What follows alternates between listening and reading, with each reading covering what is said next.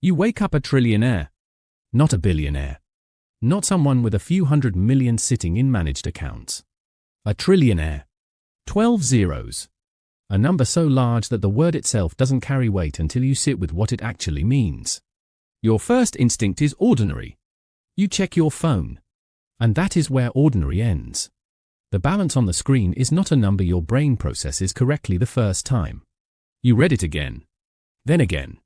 The coffee you were about to make goes cold on the counter. You are standing in your kitchen and you now control more wealth than the GDP of most countries on Earth. Here is what happens next. Not in the fantasy version. In the real one. Level 1. The first hour. Before you spend a single dollar, the world already knows. Not because you announced it. Because wealth at this scale cannot exist in silence. It lives in assets. Companies, real estate, funds, positions. And positions this large are visible to the people whose job it is to watch them. Within hours, financial analysts are flagging anomalies. Journalists are pulling public records. The first calls begin arriving from numbers you don't recognize. You don't answer. But the calls don't stop. Because $1 trillion sitting still is not really sitting still. It is pressing against every market it touches. Every asset class you hold is now reacting to the fact that you hold it. You haven't done anything yet. And already the world is reorganizing around you. The news cycle picks it up by mid-morning. Not as a rumor. As a developing story with your name attached. Financial media runs the headline first. General media follows within the hour. By afternoon, your name is the most searched term on the internet. People who have never heard of you know your net worth before they know anything else about you. You are now a public figure. Not because you chose to be. Because the number made you one. Level 2.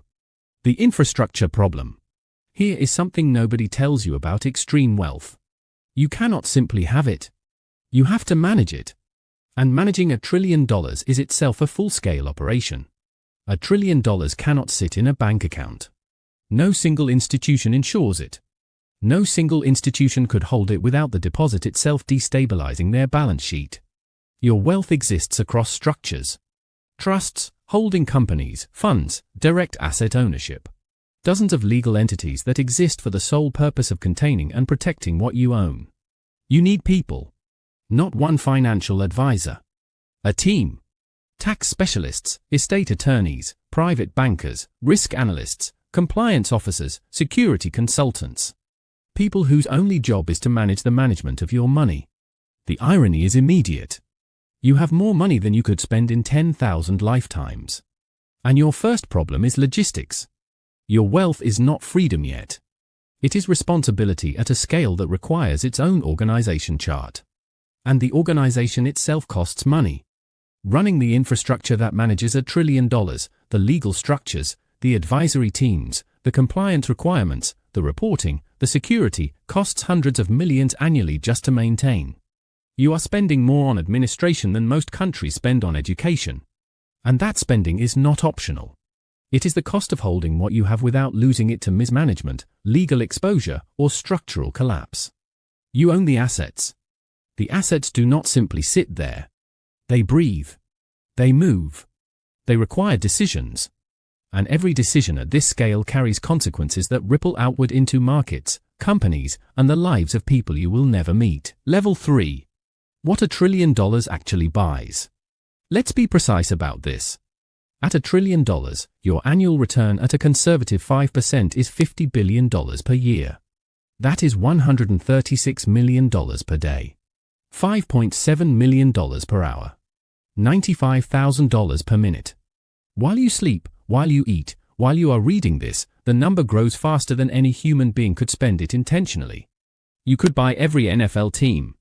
All 32 of them. Today. And still have over $800 billion left. You could pay off the student loan debt of every person in the United States and have hundreds of billions remaining. You could fund NASA's entire annual budget for the next 400 years. You could purchase every home currently listed for sale in the United States. Every single one.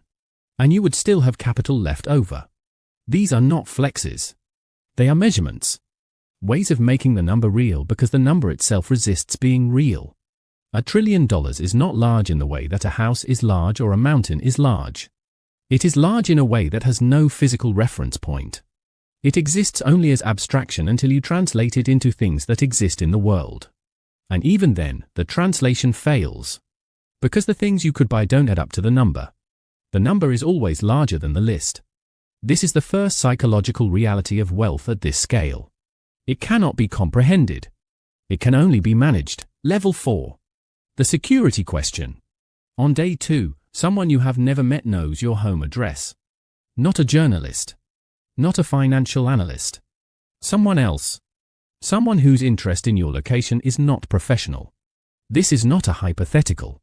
This is what happens when a name becomes publicly attached to a number that large. The threat surface changes overnight. Not gradually. Overnight. Your security situation transforms completely. You need a full-time professional security detail. Not a single bodyguard.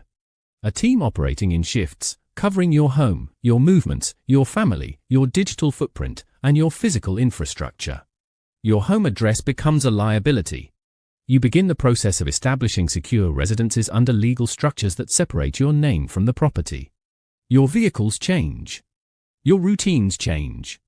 The way you move through the world changes in ways that are permanent and non-negotiable. People close to you are now also targets. Not you specifically, but the people around you become leverage. Family members require security briefings. Children's school locations become sensitive information. Travel plans are no longer casual decisions. Every movement requires advanced coordination with a security team that is thinking about things you have never had to think about before. The freedom you imagined came with this money is real. But it operates inside a perimeter that you did not choose and cannot remove. Because the visibility that comes with $1 trillion is not something you can opt out of. You are permanently, irrevocably visible. And visibility at this scale attracts everything. Admiration, opportunity, journalism, politics, and threat. You are safe. But safety now requires a system. And the system is with you everywhere you go for the rest of your life. Level 5. The government problem. By the end of the first week, you have heard from multiple governments. Not requests. Not suggestions. Official communications, routed through legal channels, from tax authorities, regulatory bodies, and in some cases, heads of state. Because $1 trillion does not exist in a vacuum. It exists inside economies. And economies have rules about capital at scale. Rules about reporting, about taxation, about the movement of large sums across borders, about ownership thresholds that trigger regulatory review. You own enough of certain companies that your ownership itself requires disclosure. In some sectors, owning above a specific percentage triggers mandatory notification to regulatory agencies. You may unknowingly hold positions that require government approval to maintain. Your tax situation is not something a single accountant handles over a weekend. It is a permanent, ongoing legal operation involving specialists in multiple jurisdictions. Because your assets span countries, and every country has its own claim on the income, gains, and transfers that flow through its borders. Governments also want something else from you. Influence.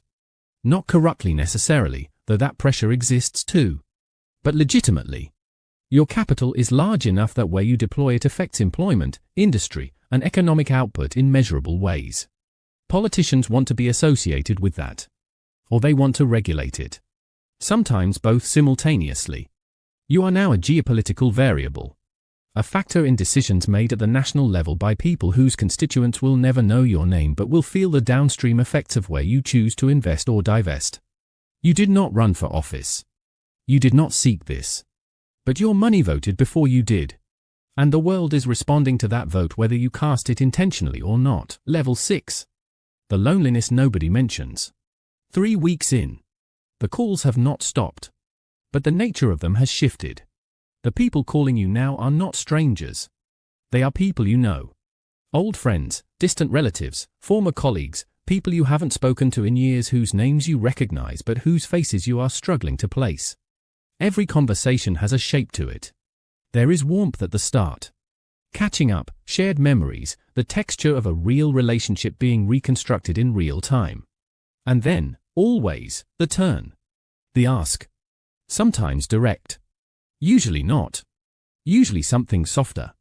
A mention of a project, a company, a situation that happens to require exactly the kind of capital you now have. You start to notice the shape before it arrives.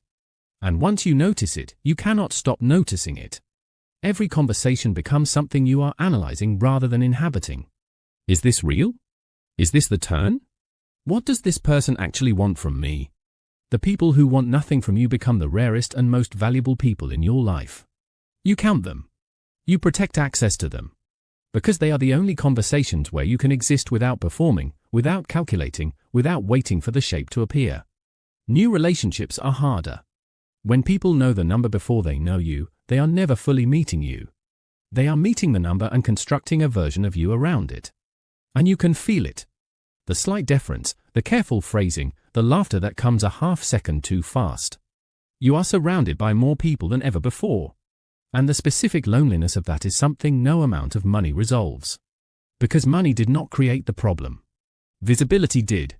And the visibility is permanent. Level 7. What you can actually change. 6 months in. The infrastructure is running. The security is in place. The legal structures are stable. The team is operating. And for the first time, you have space to think about something beyond management. What do you actually do with this? At $1 trillion, philanthropy stops being a gesture and becomes a force. The Gates Foundation, one of the largest private philanthropic organizations in history, operates on roughly $6 billion per year. Your annual returns alone are more than 8 times that. Every year. Without touching the principle. You could eliminate malaria. The estimated cost of eradicating malaria globally is somewhere between $100 billion and $200 billion over time. You could fund that entirely. Alone. And still have over $800 billion in capital remaining. You could build a power grid for sub-Saharan Africa. Fund clean water infrastructure for every community currently without access. Establish research institutions, universities, medical systems in places that have none. But here is what you learn quickly. Money is not the only constraint on solving large problems. Systems are. Politics are. Coordination is.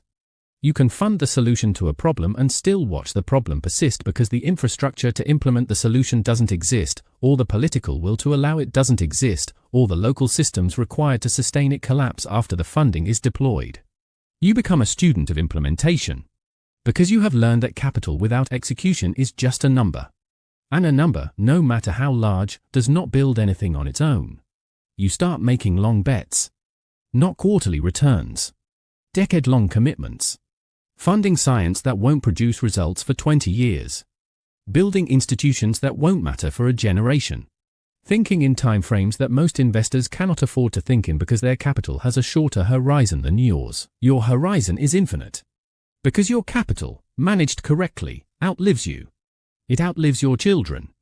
It becomes a permanent structure in the world. And that is both the most powerful and the most sobering thing you come to understand. What you build now will exist after you are gone.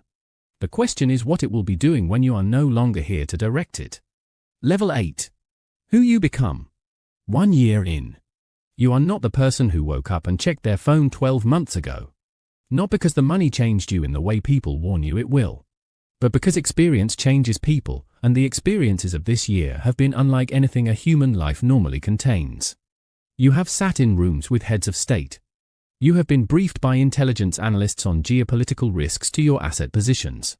You have had conversations about the direction of entire industries that will play out over the next 2 decades. You have made decisions that will affect people you will never meet in places you will never visit. And you have stood in your kitchen at 6 in the morning, alone, making coffee, aware that the day ahead requires a version of you that the person you used to be could not have imagined being asked to become. The money is real. The power is real. The responsibility is real. The loneliness is real. The opportunity is real. All of it simultaneously, all of it permanently, all of it without a manual. Because there is no manual for this. There is no level above this one that someone has mapped out and left directions for. You are past the point where experience scales. Past the point where advice from anyone who has been here before is reliably available.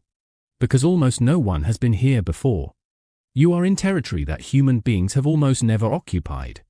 And the strangest part. The part that stays with you when everything else fades. Is that on the morning it happened, your first instinct was ordinary, you checked your phone, and then the world changed? Not all at once. Level by level. Each one revealing something the previous one hadn't prepared you for. Each one asking something of you that the last one hadn't required. That is what waking up a trillionaire actually means. Not the things you can buy. Not the places you can go. Not the power you can wield. It means becoming someone capable of carrying something that almost no one in human history has ever been asked to carry. And whether you are ready for that has nothing to do with the number.